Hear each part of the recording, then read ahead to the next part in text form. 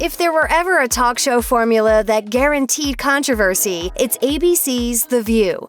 Thanks to the genius of media veteran Barbara Walters, women of different ages, cultural backgrounds, and politics came together in 1997 to discuss various issues. Here are some of The View's most explosive episodes.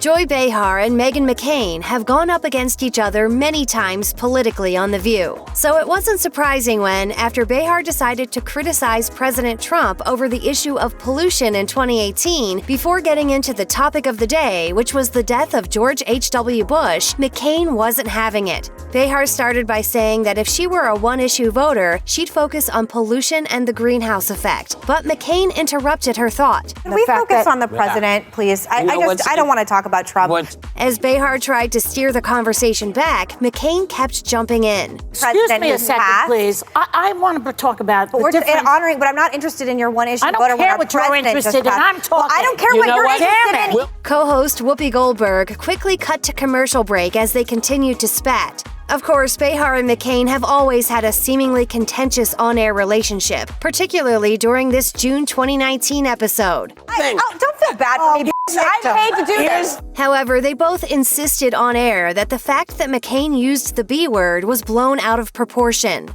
Joy and I call each other all the time and text each other. I know you're comfortable with it. She knows I'm comfortable with it. I also enjoy fighting with you. McCain went on to ask that everyone stop acting so, quote, precious about their relationship. It's almost 2020 and women can debate on TV in a spirited way without it being personal. And I know this is a big shock. We get along backstage.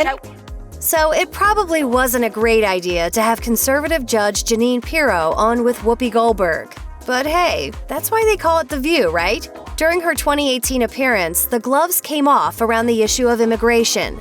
At one point, Pirro indicated that Goldberg had, quote, Trump derangement syndrome, to which Goldberg responded, "Did you just point at me?" Yes! Listen, I don't have Trump derangement. Let me tell you what I have. Goldberg then condemned Trump's divisive way of speaking.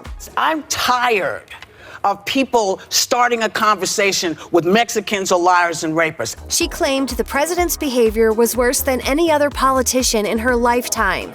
I'm 62 years old. There have been a lot of people in office that I didn't agree with, but I have never, ever seen anything like this. Goldberg then attempted to change the subject, but Pirro wasn't about to back down, and the duo continued to point fingers at each other. But you know what's horrible? That when people who shouldn't okay. be here end up murdering the children of Americans. And that's where Goldberg ended the segment. You know what's horrible? When the president of the United States whips up people to beat the hell out of people. Say goodbye. It even escalated after the show. Pirro addressed the incident on Fox News, claiming that she was cursed at backstage and that she and her team were thrown out of the building after the segment. She reiterated her statements to TMZ as well, alleging they treated her like she was, quote, less than human. Goldberg later made her own statement on The View, saying that Pirro's post-show assessment left out some key points. She then called everybody at the table a name I cannot repeat on TV and said it in front of the audience. Goldberg claimed Pirro then approached her backstage, and while the two did get into an argument, Pirro was not chased out of the studio. When Whoopi Goldberg gets going, watch out. She had some words for Kate Gosselin in a 2009 episode, resulting in a half-lecture, half-teardown over the reality star's judgment as a mother. During her appearance, Gosselin explained why she had recently broken her custody agreement and showed up at ex-husband John Gosselin's house unexpectedly. Basically, she was upset that a babysitter of whom she never approved, who was later rumored to have dated her ex, was watching their children. After hearing this, Goldberg took her to task over showing up at her ex's house when it wasn't her appointed time with the kids. You have your specific time and their specific time, and you're not supposed to walk on. And I'm sorry, that's the law. Whoopi then doubled down on her point to make sure Gosselin was hearing her. You could have gone to jail. Do you realize that? I've learned my lesson, and I learned that it was not a good thing. And co-host Sherry Shepard quickly defended Gosselin, saying that divorce is difficult because, quote, you know what the law says in your head, but another part of you might not feel right about it. However, this just made Goldberg more entrenched in her point of view, exclaiming that Gosselin, quote, simply cannot do that. his attitude could be the same on something that you feel is perfectly normal. Conservative author and pundit Ann Coulter is always good for a dose of on-air controversy, don't you think? Never to be underestimated, both Coulter and the ladies of The View brought their A-game when she appeared on the show in 2012 to promote her book, Mugged. Race-mongering has been very bad for America. Liberals use it to promote causes that have nothing to do with blacks and, in fact, harm blacks. She then claimed that the O.J. Simpson verdict shut down the, quote, white guilt bank. And that ended up being the best thing that ever happened. Of course, chaos immediately ensued, and Goldberg took control. If you're going to talk about race, at least know what you're talking about. Coulter then challenged Goldberg to explain why she was wrong. Tell me how much you know about being black. At another point in the discussion, Coulter claimed that segregationists were, in her words, all liberal Democrats, to which Goldberg said that, quote, everyone was a segregationist. Goldberg was then bleeped for swearing, as the audience applauded.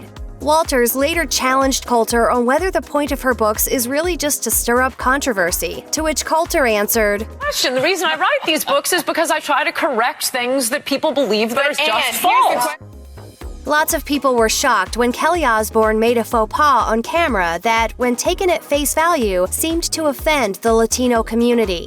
In a discussion about Donald Trump's stance on immigration in 2015, Osbourne quipped, "If you kick every Latino out of this country, then who is going to be cleaning your toilet, Donald Trump?" After a pregnant pause, Puerto Rican-American co-host Rosie Perez took issue with Osbourne. But Latinos are not only the only people I didn't mean it like that. Come on. No, I would never mean it like that. But the damage was done, and Osbourne soon took heat on social media and in the press for the gaffe. She later apologized on Facebook with a statement saying, in part, "I want to start by saying I always take responsibility for my actions. In this particular case, I will take responsibility for my poor choice of words, but I will not apologize for being a racist, as I am not. I wholehearted f***ed up today. It is my hope that this situation will open up a conversation about immigration and the Latin community as a whole. By the way, I clean my own f***ing toilets." Meanwhile, Perez defended Osbourne at the end of the show, as well as tweeted her support by saying, "My apologies, Kelly Osbourne. I took your point wrong. My bad. Your heart is so pure and righteous. I adore you." After an Oregon bakery was fined for refusing to bake a wedding cake for a lesbian couple in 2013, the women of The View were all over it. Raven Simone, who identifies as lesbian herself, and Candace Cameron Bure, known for her conservative views, immediately butted heads. The Oregon law bars businesses from discriminating against sexual orientation, race, disability, age, or religion. Simone explained that the situation is the same as when religious people used to use their beliefs to prevent African Americans from doing certain things. Bure countered, saying she didn't feel it was discrimination. This is about freedom of association. It's about constitutional rights. It's about First Amendment rights. We do have the right to still choose who we associate with. Clearly, Simone wasn't too pleased to hear Bure's take on the subject.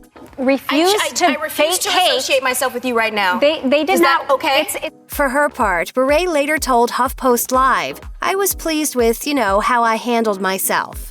The Fuller House star clarified, however, that she didn't mean to imply she herself would make the same decision as the Oregon bakery, saying, "I'll always fight for religious freedoms, but I think people misunderstand that when you do fight for religious freedom, in that particular case, it doesn't mean that I personally would always respond the way the people in the case are responding." The View's secret sauce is obviously the differences between the women that allow for interesting conversations. One huge example of that was the 2006 exchange between TV vet Barbara Walters and her conservative co-host Elisabeth Hasselbeck. In a discussion about the morning after pill being made available over the counter, Hasselbeck strongly expressed her opinion that it was a, quote, slippery slope to just eliminating life. Walters then reached her hand out and said, "Elisabeth, calm down, dear. I can't. This Yes, makes me so upset, Barbara. I know, but everybody has strong opinions." Walters later added that they need to be able to discuss these topics and listen to one another without going crazy. As the show cut to commercial, Hasselbeck tore up her cue cards. Off stage, in a hot mic moment, Hasselbeck then ranted to Joy Behar. I'm not going back out there. I'm not going back out there. Come into my office here. No, I'm not going back out there. You know what? I can take it in the meeting room. I'm not taking it out there on air. Behar continued to try and calm her down, but Hasselbeck was fuming. She just reprimanded me. She knew exactly what she was doing. I know. Goodbye. I'm off.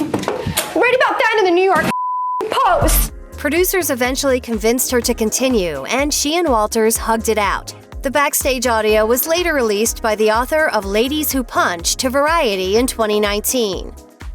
When it comes to speaking her mind, comedian and former daytime talk show host Rosie O'Donnell never disappoints, which made her a perfect match for The View. As expected, she didn't hold back, especially in 2006 when she did an impromptu impression of Donald Trump on the show. Trump, who owned the Miss USA pageant at the time, had just held a press conference about whether he would allow the current Miss USA to retain her crown after she was caught partying. See his hair looping going, everyone deserves a second chance, and I'm gonna give her a second chance. The audience roared while O'Donnell continued with a rant. He's the moral authority. Left the first wife, had an affair. Left the second wife, had an affair. Had kids both times, but he's the moral compass for 20-year-olds in America. Needless to say, the moment didn't sit well with Trump and sparked a years-long feud between the two.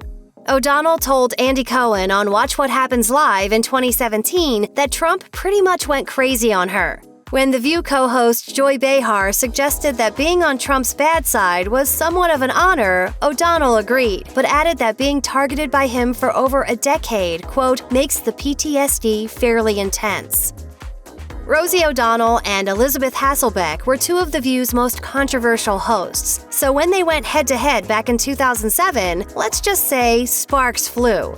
On a previous episode, O'Donnell made a comment about the Iraq War that led to backlash from conservative media.